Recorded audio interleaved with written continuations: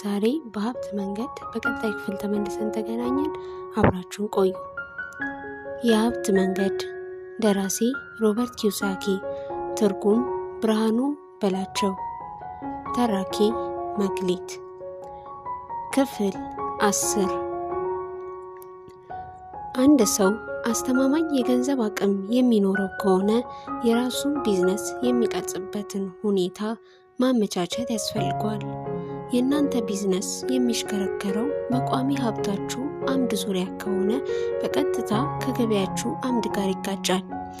ከዚህ በፊት በሰፊው እንደተመለከትነው የመጀመሪያው ቁጥር አንድ ደንብ የሚገልጸው በቋሚ ሀብት በዕዳዎችና በቋሚ ሀብት ግዢ መካከል ያሉትን ልዩነቶች በሚገባ ማወቁ ላይ ነው።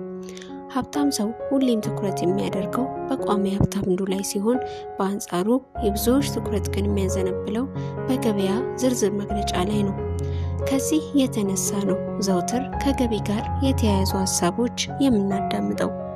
ገቢን ማሳደግ ፈልጋለሁ፣ ገቢ እንዲጨምር ከመስራት ሌላ አማራጭ የለም፣ ተመልሼ ወደ ትምህርት ቤት በመግባት ተጨማሪ ስልጠናዎችን በመውሰድ የተሻለ ስራ የማግኘት አጋጣሚን መፍጠር ይኖርብኛል፣ አሁን የምሰራው የስራ ሰዓት በተጨማሪ መስራት አለብኝ፣ ተጨማሪ ሁለተኛ ስራ ባገኝ እመርጣለሁ የሚሉ ምኞቶችን ሁሌም የምንሰማቸው። በአንድ አይነት አዙሪት ውስጥ የሚገኙ እንደዚህ አይነት ሀሳቦች ስሜታዊ ሊባሉ የሚችሉ ናቸው። አሁንም ቢሆን የሬይ ክሮክን ልምድ በተመለከተ ያስረዷችሁ ቢሆንም የራሳችሁን ቢዝነስ ግን በአይምሯችሁ ልትፈጥሩ አልቻላችሁም። እነዚህ ሁሉ ሀሳቦች አሁንም ድረስ ትኩረት የሚያደርጉት በገቢ ላይ ሲሆን ሊጠቅሙ አይችሉም። በሀሳቦች ተጠቃሚ የሆነ ግለሰብ የገንዘብ እጥረት ችግር ውስጥ እንዳይገባ ከማድረጉም በላይ ገቢ ሊያስገኙ የሚችሉ ቋሚ ሀብቶችን ለመግዛት ያስችለዋል። በአመዛኙ ድሃና መካከለኛ ገቢ ያላቸው የመደብ ክፍሎች ብዙውን ጊዜ ግትሮችና ሌላ አዲስ አማራጭ መንገድ መኖሩ የማይታያቸው ናቸው። ይህም ማለት ለዚህ አደጋ ወይም ኪሳራ ለሚያመጣ ቢዝነስ ገንዘቤን አላወጣም ሲሉ እነዚህ ሰዎች መጀመሪያውኑ የፋይናንስ አቋም በውስጣቸው የለም ማለት ነው። ሁሌም ቢሆን ዓላማቸው የተቀጠሩበትን ስራ ሙጭጭ አድርጎ መያዝ ነው። ጨዋታው የሚጫወቱት በጥንቃቄ ነው። ብዙዎቻችን መኖሪያ ቤት ወይም መኪና ለመግዛት ከባንክ የብድር መጠየቂያ ደብዳቤ እንዳስገባን ገምታለሁ። በዚህ የብድር መጠየቂያ ደብዳቤ ዝርዝሩ ውስጥ ትኩረት የምንሰጠው ከባንክ በብድር የሚፈለገው ጠቅላላ የገንዘብ መጠን ላይ ነው። በሌላ በኩል ባንኮቻችን ለብድር ጥያቄ የሚሰጡት በጎ ምላሽ መሰረት የሚያደርገው በብድር መጠየቂያ ሰነድ ውስጥ መደበኛ የሂሳብ አያያዝ ደረጃ ላይ ነው። ይህም ነው ተበዳሪው ግለሰብ ከባንኩ ባገኘው ብድር የቋሚ ሀብት ባለቤት የሚያደርገው። በአንድ ወቅት ከባንክ ብድር ለማግኘት ብፈልግም በባንክ ዘንድ አሳማኝ የሆነ የፋይናንስ አቅምን የሚያሳይ ሁኔታ ላይ አልነበርኩም። ለዚህ መፍትሄ እንዲሆነኝ ለባንኩ ባቀረብኩት ማመልከቻ ላይ ያሉኝን ቋሚ ሀብቶች ዝርዝር መዝግቤ አካተትኩ። ከእነዚህም ውስጥ አዲሱን የጎልፍ ክለቤን፣ የስነ ጥበብ ስብስቦቼን፣ መጽሐፍትን፣ ቴሌቪዥንና ሌሎች የቋሚ ሀብቶቼን ሊያሳዩ የሚችሉ መረጃዎችን በዝርዝር አሰፈርኳቸው። ይሁን እንጂ የብድር ጥያቄ ተቀባይነት ለማግኘት አልቻለም። ምክንያቱም በሪል ስቴት ልማት ላይ ከመጠን በላይ ኢንቨስት ያደረጉ በመሆኑ ነበረ። የባንኩ የብድር ኮሚቴ ከፍተኛ መጠን ያለውን ገንዘብ በአፓርትመንት ቤቶች ግንባታ ላይ ማውጣቴን በበጎ ዓይን አላየውም። ከዚህም በተጨማሪ ኮሚቴው ደሞዝ የማገኝበት መደበኛ ስራ እንዳለኝ ወይም እንደሌለኝ ለማወቅ ፈልጓል። ይሁን እንጂ ስለ ጎልፍ ክለቤ ወይም ስለ ስነ ጥበብ ጥያቄ ስራዎቼ ለማቅረብ አልፈለጉም። ህይወት አንዳንዴ አስቸጋሪ ይሆናል። በተለይ የህይወት ታሪክ ከሚፈለገው ሁኔታ ጋር ተጣጥሞ ሳይገኝ በሚቀርበት ወቅት ማለት ነው። በዚህ ጉዳይ ላይ ሁሌም ደስተኛ አይደለሁም። የሰውየው አጠቃላይ የተጣራ ሀብቱ $1 ሚሊዮን ወይም $100,000 ወይም የሆነውን ይሆን። አንድ ሰው ያለው አጠቃላይ የተጣራ ሀብቱ በራሱ የሰውየው የፋይናንስ አቅም የመግራት አቅም የለውም። በተለይ ደግሞ በፍጥነት ያሉን ቋሚ ሀብቶች በመሸጥ ላይ ከሆንክ ማለት ነው። በሌላ በኩል ከማንኛውም ገቢ ውስጥም ግብር መክፈል አይቀርም። በዚህ ምክንያት ነው በርካቶች ገቢ እያጠራቸው ለስራ ሲንቀሳቀሱ የተወሳሰበ የፋይናንስ ቀውስ ውስጥ ራሳቸውን ከተው የሚገኙት። በእጃቸው ላይ ያለውን ገንዘብ ለማሳደግ የራሳቸውን ቋሚ ሀብቶች ይሸጣሉ። ከዚያም በግል ሀብታቸው ዝርዝር ውስጥ ተካተው የነበሩት ቋሚ ሀብቶች ከዋጋቸው ባነሰ ዋጋ የመሸጥ አጋጣሚዎች ይፈጠራሉ። በሌላ በኩል እነዚህ ቋሚ ሀብቶች ለሽያጭ ቀርበው ከተሸጡ በኋላ ከተገኘ ሽያጭ ገቢ ላይ ግብር የመክፈል ግዴታም አለባቸው። በዚህ ምክንያት መንግስት ከገቢው ላይ የራሱን ድርሻ በግብር መልክ ስለሚወስድ የቋሚ ሀብቶች ሽያጭ ገቢ ወደ ተፈለገበት ዓላማ ከመድረሱ በፊት ተቆራርጦ ያልቃል። ከብር ውጪ ሊሰራ የታሰበው ስራም በጥያቄ ውስጥ ይገባል። ከዚህ በመነሳት ነው የጣራ ሀብት ወይም ኔትወርስ ሁሌም የተሳሰበለት ያህል ዋጋ አለው ተብሎ በድፍረት ለመናገር የማይቻለው። አሁን የራሳችሁን ቢዝነስ በአይምሯችሁ በመቅረጽ ስራችሁን ጀምሩ። ዕለታዊ መደበኛ ስራችሁን በአግባቡ እየተወጣችሁ ምንጊዜም ቢሆን ዋጋው የማይወርድ ቋሚ ሀብት መግዛት ጀምሩ። እነዚህን ቋሚ ሀብቶች ስትገዙ ምንም አይነት ዕዳ ውስጥ ላለመዝፈቅም ተጠንቀቁ። ገና ለጋ ወጣት እያለ ወላጅ አባቴ እንድማር በትምህርቴ ውጤታማ ስሆን አጥጋቢ ደሞዝ የሚያስገኝ ስራ እንድሰራ ሲያበረታታኝ፣ ሀብታም አባቴ ግን ዘውትር ይጎተጉተኝ የነበረው ሀብትን ማካበት ግቤ እንዲሁም ማድረግ ነበር። የኔም ዝንባሌ ወደ ሀብታም አባቴ ሀሳብ ነበር። የወደድከውን ነገር ደግሞ ማግኘት አይቀርም፣ ካልወደድከው ደግሞ ብትሰበስበው መበተኑ አይቀሬ ነው። ሪል ስቴትን ስለምወድም ለሪል ስቴት የሚሆኑ ቦታዎችን መግዛትና በእነርሱ ላይ ህንፃን መገንባት የሰራሁትንም ስመለከት መደሰት ልምዴ ሆነ። ችግር ውጣ ውረድ እንኳን ሲያጋጥመኝ ከመግዛት አላገደኝም። በእርግጥ እንደኔ አይነት አመለካከት ወይም ሪል ስቴትን ሆነ ሌላ ቢዝነስን ከሌለ ወጪ አውጥተህ መስራትን አትመኝ። አያዋጣምና ፈጽሞ አታድርገው። ትንንሽ አክሲዮኖችን በጣም ስወድ፣ በተለይም ጀማሪ ኩባንያዎች ምርጫዬ ናቸው። ለዚህ ዋናው ምክንያት ደግሞ እኔ ስራ ፈጣሪ እንጂ ኮርፖሬት ስላልሆንኩ ነው።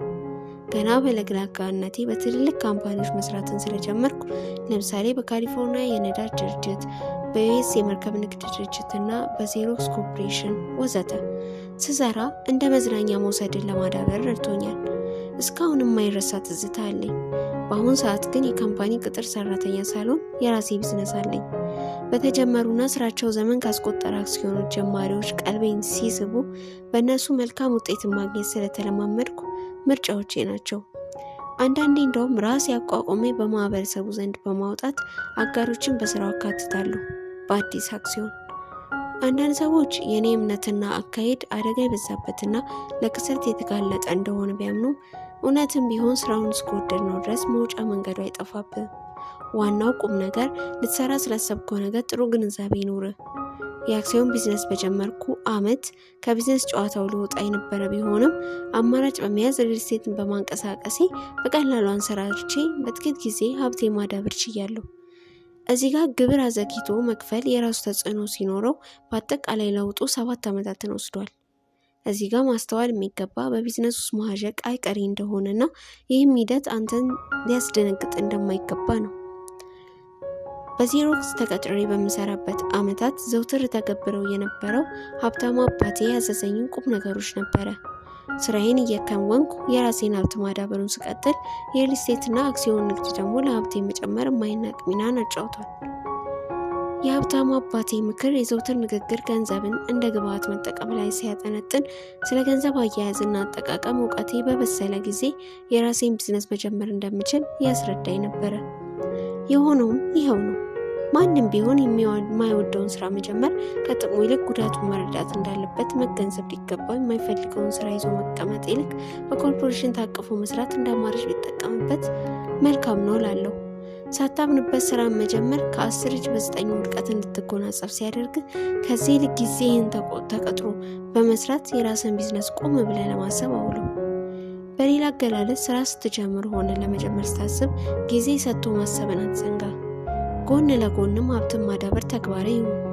አንድ ቀን ይጠቅማል። $1 ባገኘ ቁጥር ከማውጣት ይልቅ ሌላ ዶላር የሚያስገኝ ሰራተኛ እንደሆነ አስብ። ለዛውም እንደ ሰው ደከመኝ ሰለቸኝ ማይል የ24 ሰዓት ሰራተኛ እንደሆነ ማሰብን አትዘንጋ። በጣም የሚገርም ቀጥረ የምታሰራው ሰራተኛ በጊዜ ሂደት ሊደክም ሲችል፣ ገንዘብ ግን ከትውልድ ትውልድ ሊሸጋገር የሚችል ጠንካራ ሰራተኛ ነው። ተቀጥረ ሰራ ልክ እንደ ብዙሃኑ ሰርቶ መብላትን፣ መልበስን፣ ዋና ግብ ማድረግን በመተው ሀብትን ማዳበር አትተው። የገንዘብ አቅም በጨመረ ቁጥር ውድ ዕቃዎችን የመግዛትና የመታየት ፍላጎት ይጨምራል።